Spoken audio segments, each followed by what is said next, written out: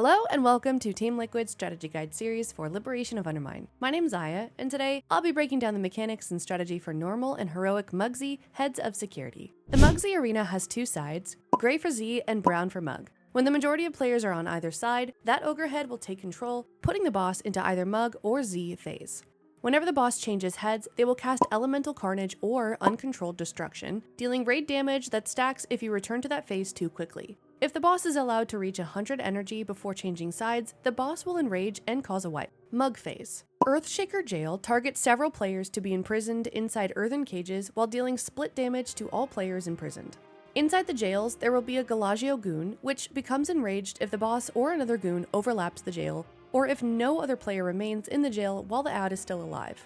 These ads do a frontal cone and have an interruptible cast, which would give the boss a shield if allowed to resolve. After the goon is defeated, all players inside the jail will be knocked back, contact with the jail wall will destroy it.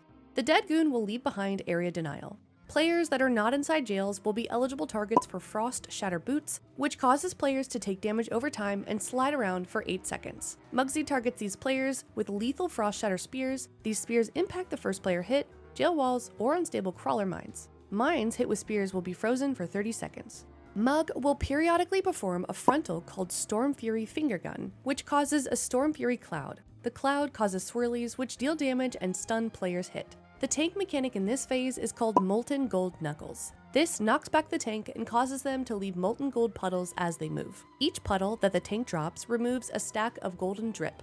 If the player does not remove all of their stacks of golden drip in 12 seconds, they will be stunned for 30 seconds. Moving through a molten gold pool will deal heavy damage and apply a slow. Z phase.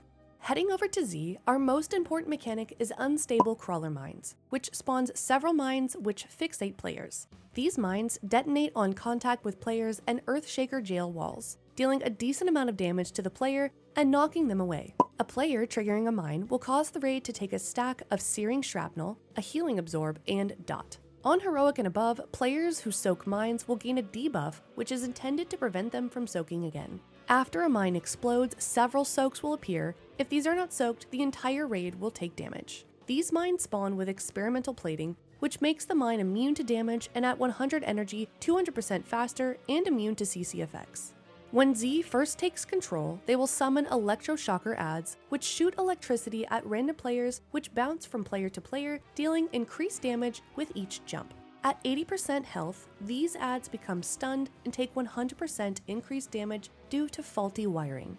Goblin Guided Rocket causes a Rocketeer to target a player's location with split damage soak. Upon detonation, the explosion will leave behind a pool of lava called Hot Mess. On Heroic and above, these soaking players will gain radiation sickness, preventing them from soaking again for 1 minute. Post-detonation, the Rocketeer begins the attack players with Disintegration Beam while using Rocket Jump to jump to a player.